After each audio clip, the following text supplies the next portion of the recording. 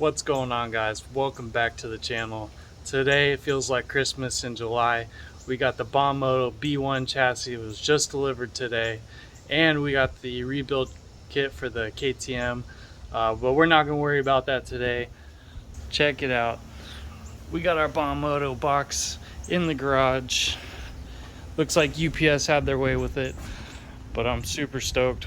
We're gonna go ahead and set up a little time lapse and do an unboxing. I'll probably show you guys the unboxing, show you how it's packaged and all that, and then the time lapse portion, we will most likely just be putting it together. It should be pretty easy, just like the Mototec. Throw your front wheel on, throw the handlebars on, stuff like that. But of course it's going to be a pain in the butt getting it out of the crate. So let's go ahead and get it started so we can get this video moving. Pretty much unwrapped. Still got to take a couple twist ties and some zip ties and whatnot off. But I wanted to give you guys a show of what all is going to go into putting this thing together. So once you get it, take all these ties off, get that up there, you'll put it up on a stand. And then from there, what you're going to need to do is put your handlebars on, which I'm assuming all of the hardware is going to be in this box. So it looks like you're going to need to put pegs on. Here's your clamps, your bar clamps. And then we got our front number plate. I'm not too sure what that is yet. We got our mud flap. Here is our bar pads cover, little toolkit for you, little manual, and we'll be needing that. We got our bar pad right here, and then it looks like they give you a bus bar, but we won't be using that where we're going. And then let's see, we got a little box right in here, and it's going to come with the charger. Interesting. This is interesting. So this does come with the 60-volt charger. Now, I do want to point out that this first batch that we have here, that you're probably going to see all over the groups and whatnot, this is a collaborator batch. So obviously you guys will have them fully stickered. I'm assuming you're going to have all this stuff with it as well. But I just wanted to point out, you guys won't be having to put your stickers on and whatnot like we will. But not a big deal with me. I actually enjoy putting the stickers on. So let's get into what we need to be done. So once we get this thing unbolted and onto a stand, it looks like we'll be putting on our front tire. Like I said, the bars, we got the pegs, bar clamps, of course your bar pads. We'll go to the back, and it looks like we'll need to attach the rear shock. And that looks like pretty much it. Oh, of course, the front fender right there is strapped to the tire. But I believe that's about it. Cool deal. So let me go ahead and throw it on the stand, get it all together for you guys, and we'll start going through the bike. Almost finished, but real quick, I wanted to show you a few things. The cool part about these here bar risers. So let me go ahead and take this one off real quick. So if you'll notice down here at the bottom, you have two holes for different positionings. So you can bring the bars closer or you can bring them farther away. Now another thing I noticed is if you look at the bar risers, you can see the hole is offset. So let's say you pick the front holes right here, and it's just it's a little too much, too far out. What you can do is spin these around, and it'll actually bring the bars maybe a 1/4 inch closer to you. So that way, if the small one is just too close in both positions, you can go to the farther away one, which I'm in right here, and then you can play around with your bar position. You can make them a little bit farther, make them a little bit closer. So I don't know if this is meant to be like that. But it looks to me like this is like a 4-position top triple clamp. That way you can really dial in the bars and where you want them. So that's pretty cool. I have been using the provided toolkit to put this thing together, just for the sake of the average everyday consumer. You might not have a toolbox or a toolkit. So I noticed everything's going on perfect except for these These right here do not have, the toolkit does not come with an 8mm. So if you do end up purchasing a B1, make sure to go out and grab yourself an 8mm Allen. The little kits like that, you know, they're super cheap. So it's something nice to have around the house if you don't. But yeah, and then another thing I wanted to share with you is the foot pegs themselves. Now real quick, I'm going to stand you up on the tripod so I can use both hands, but I'll show you how I'm putting them on. Now that I got you down here, as you notice, the foot pegs will come in a separate package. Now it comes with the spring, a shaft with 3 cotter pins. Actually, it looks like you got 4 cotter pins, so make sure you save those for backup just in case anything happens. So what we're going to do, we're going to take this cotter pin out, and then you're going to notice on the spring you're going to have a larger square and a smaller square. The smaller square is going to go to this, and the larger square is going to the actual peg itself.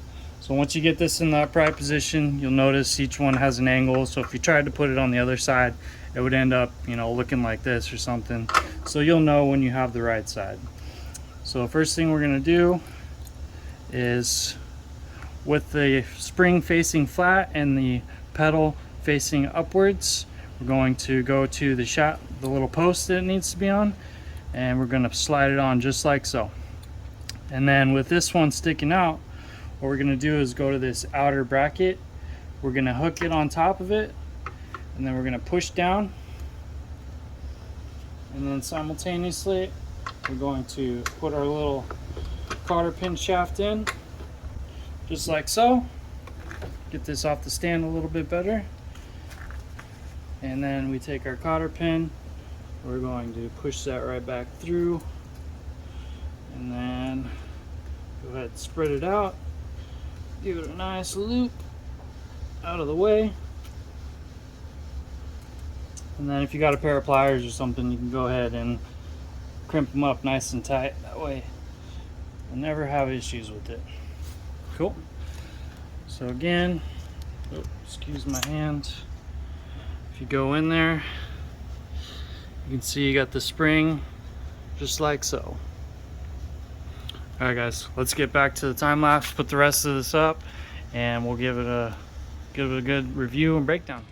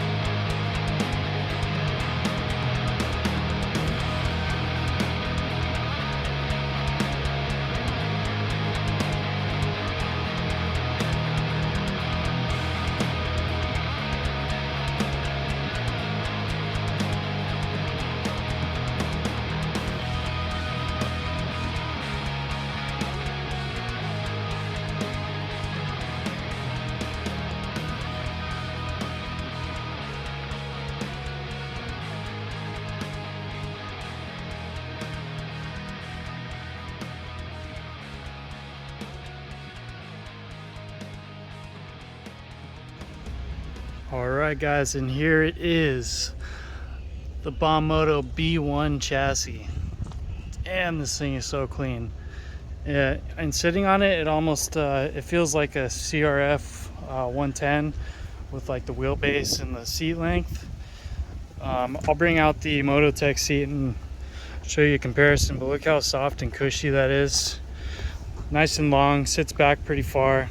We got nice wide bars. Again, I'll bring out the Mototec bars and show you a comparison. We got the Moto style brakes, and these actually have brake sensors on them. So if you heard that little clicking, so that means later on, if you want to add brake lights and all that kind of stuff, it's already there for you. Now the seat right under here, it has a wing nut, so you can pull the seat off for easy access underneath. Then the mud guard right here, this was kind of a pain to get to. You have to take these two Allens out, and then if you look back here, you can see those two nuts right there. But right here, you're going to have this stock fuse switch that comes with the bike, and it's going to be screwed in right here. So I went ahead and just pulled this out and stuck my hands down there and was able to get those off. Put my mud flap on. This is only a 40 amp fuse, and obviously you guys know where this is going. But take a look on the inside. Here we have this massive motor. It's rated for 3 kilowatts. And obviously if you want to stay in warranty, it's going to be 5 kilowatts peak for 1 minute. Anything after that, you're on your own. So if you do try pushing this thing farther, you're going to have to deal with the consequences yourself, of course. But this is, you know, the DIY special.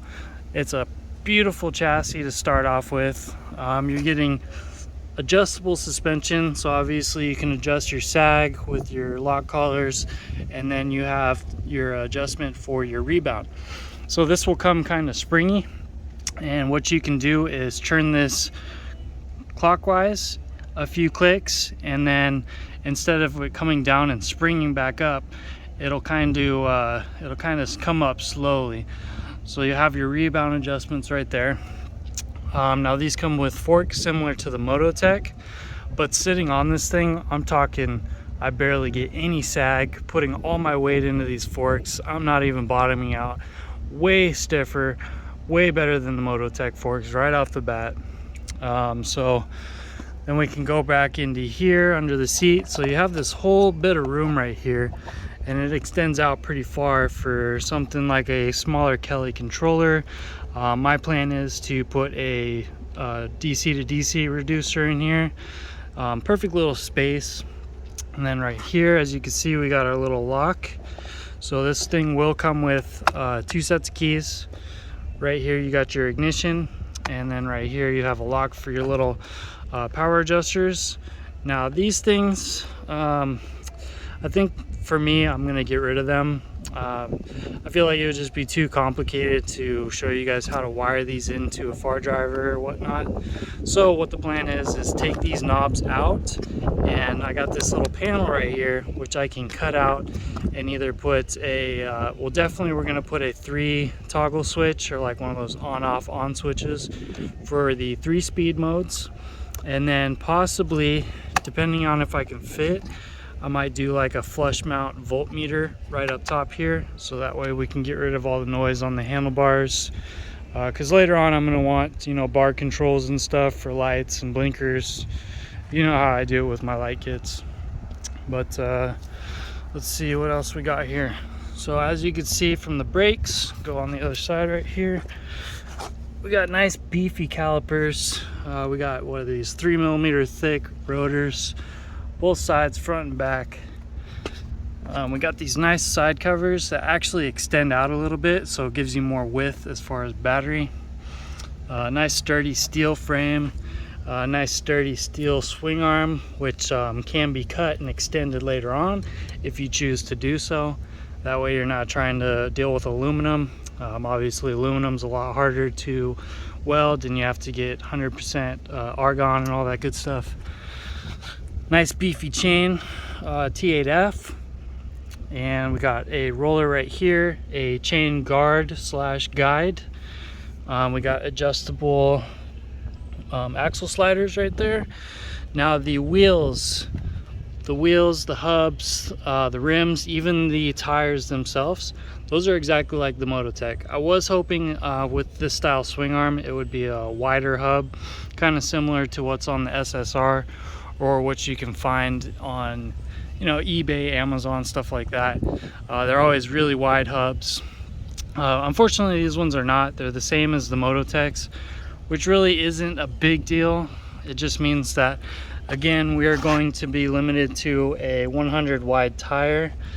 But again, you know, later on when I decide to pull the motor out and put like a QS 165, you know, I could always try to figure out how to bring the chain over a little bit and put a wider wheel in, bring the sprocket over. As you notice, we have see if I can get a better idea. So this piece right here is a floating caliper bracket. So basically the same as the Mototec and, you know, regular pit bikes. As the wheel moves back and forth, this bracket comes with it. But as you can see, we got a spacer here, spacer there, and what you can do is get rid of that spacer, move this over. That'll give you more width over here. So if, you know, we're just talking future. As is, this thing is freaking awesome. Let's see, what else can we go over? I did want to point out, when you're putting this thing together, you're going to have two different spacers for the front wheel. Okay, what is it? Yeah, this side is going to be just the tiniest bit smaller, so make sure the smaller one's on your right side, and the other one is going to be on your left. Of course, left looking at it, right looking at it. But yeah, so we got a nice full twist. Has one of these cheapy bar gauges, which isn't a big deal. I'll probably end up using a voltmeter anyways, but just the fact that it comes with this full twist throttle, it's awesome, because we all been wanting to get rid of those half twists from the Mototec. As you can see, she's got a nice fat booty, nice plastics. I actually love this front fender right here. Nice and thick, good shape, good style. Nice fork guards. Yeah, guys. So I'm gonna go ahead and set this up on the tripod and go ahead and sit on it. Give you guys kind of a size comparison, show you how much it sags. I'm about 195 pounds. Obviously with clothes on, I'm gonna be closer to 200. So keep that in mind. If you're a little bit lighter, you won't sag as much. Cool, let me go grab the tripod and I'll be right back. All right guys, see how much this thing sags. Kickstand up, and there we go. I am down.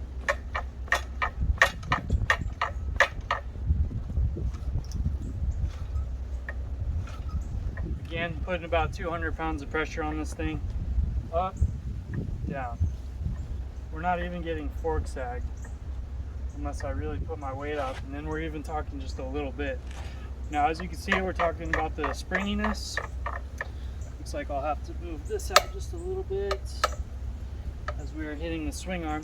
But as you can see it from the springiness, so if I go to my adjuster there and click it right a few times, it's going to slowly come back up, and it's going to be a little bit better for off-roading, stuff like that.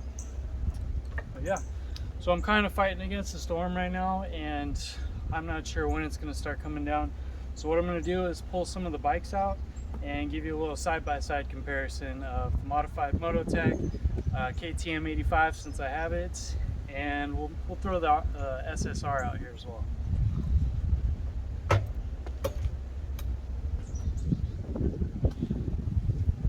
We got all the bikes lined up, get about to level. As you can see, it's about the same size as a stock SSR 125. The SSR does have a CRF tall seat, so it does make the seat height just a little bit taller. But still, I mean, we're talking adjustable rear shock to a big bouncy, you know, not very good shock. We got the inverted forks against the traditional. And honestly, I would say these are a lot cushier and a lot better than the SSR. And the SSR is about a $2,000 bike, since nowadays you can only buy them at dealers. So for $850 value, you know, we're talking put a controller and a battery in it. Shout out to B1 or BombMoto. They have a battery coming out specifically for this, so stay tuned for that. It's going to be a great value, especially for us in America. But so as you can see, the Mototec is quite a bit bigger. Obviously, if you guys have been with me for the beginning of this channel and all the stuff we have done to the Mototec, I have drastically increased the size of the Mototec with moving the fork or the shock hoop down to give it 2 inches of lift in the back. Obviously, putting 2-inch bigger forks in the front. So I mean, if I had a stock Mototec to compare, obviously it would be a little bit smaller than the BombMoto.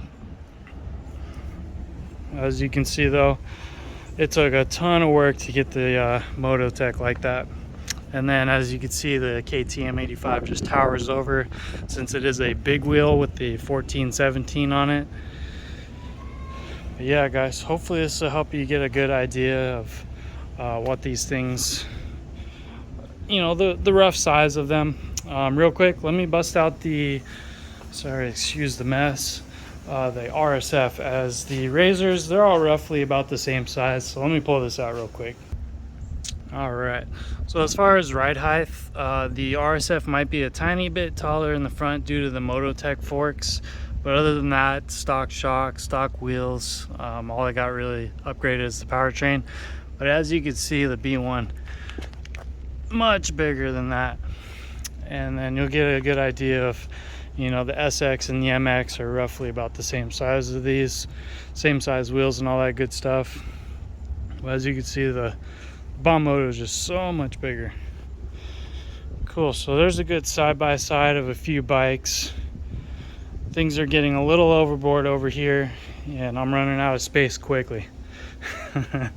But seriously, shout out to BombMoto for letting me be a part of this and throwing me into the first batch for all the collaborators, so we can kind of let them know what needs to be fixed and what doesn't. And honestly, that list is very, very short. I mean, right now I can't really think of anything else. You know, maybe some quality items like a little bit better throttle without one of these, you know, stuff like that. I mean, that's all stuff we can upgrade for 10-20 bucks later on down the road anyways. But as it is, as it sits with a controller, a battery, little wiring kit, you guys know I'll be making those here pretty shortly, so bear with me on that. It is a perfect bike. I mean, this thing is insane. I can't wait to get it out on the trails and really start ripping it, see how the suspension does. And honestly, I don't even mind these cheap Chinese tires. They're very soft and they wear out pretty quick, but man, they hook up good on the dirt. And then again, we got a much wider peg compared to the Mototec. The Mototec is literally like half of that. The styling is just awesome. I love that it has these little grab handles right here. It makes it so much nicer. But yeah guys, cool. So what I'm gonna do is pull these bikes back in, and I will show you a comparison to the Mototec seat and the Mototec bars, since obviously I can't do that since I don't have a stock Mototec no more. But let me get those real quick. Alright guys, I could not for the life of me find my Mototec bars, but it's alright. I mean, we're talking, we got like 1.5 inches more on each side. You can just tell how wide these bars are. And then from the seat, if we can line that up, you can see we easily have a good 1.5 inches, 2 inches more seat to it. A little bit wider overall, going all the way through. Then you can see this is very stiff material, to where this stuff very, very soft, nice and cushy. So I think this is going to be an overall more comfortable riding experience. And the best part about this, which I'm really hyped about, is we are not going to be doing any plastic swaps on this. I mean, look at how beautiful this thing is. This thing deserves to be kept clean, and I'm going to do my damn best to try to do that. But you know me. This is starting to sprinkle on me, so I do got to be somewhat quick. And I wanted to give you guys kind of an estimate of what we would be able to get in here. As you can see over here, we do have that little bit of extra room right there. So what I do plan on doing is maybe 3D printing a little platform that we could put down into the tray. That way we can make it completely flat right here. That way we can maximize our battery room. So as you can tell from this big old motor right here, I'd say from about right here to right there, we have about 6 3/4 inches of front to back space. I would say maybe 8 inches width side to side. And then I was also thinking, my buddy Jordan actually gave me a good idea to do like an angle, so the platform will kind of angle up. That way it'll give us that room right up in here, so we're not maxed out on this bar right here, and we can kind of go miss that bar up here, come down like that. And then of course we will have to figure out where we're gonna put the far driver controller. You know, I was thinking maybe making like a plate that we could mount them up right here. I almost want to say these bolts might even be close to matching up. I just have to make something for the top. So it's all going to be a work in progress. What I will end up doing is making like a cardboard box and figuring out how we can max out this battery room, because as it is, it's definitely a little bit bigger than the Mototec. If it wasn't for how big this motor is, which don't get me wrong, I'm stoked. We needed a nice big motor to get out of that 5 kilowatt range, hopefully. Again, like I said, at your own risk. But yeah, we should be able to get a nice big battery in there. Where it is, we might be getting a 30 amp hour battery from BombMoto, which would be great, and a ton of range, especially at 5 kilowatts. All right guys, I think I'm gonna quit talking your ears off for now. So basically we have until the end of the month until these come out to the public, and at that point what I'll end up doing is making a little video showing off the website, how to get in contact with them, how to order one for yourself, and then of course, you know me, I'll be making my how-tos for you guys. That way you can get your own, build your own kit with whatever you may want, and we'll get you rolling too. All right guys, that's gonna do it. Another big shout out to BombMoto. Appreciate you. Appreciate all my subscribers and my Patreon members. Until next time, peace.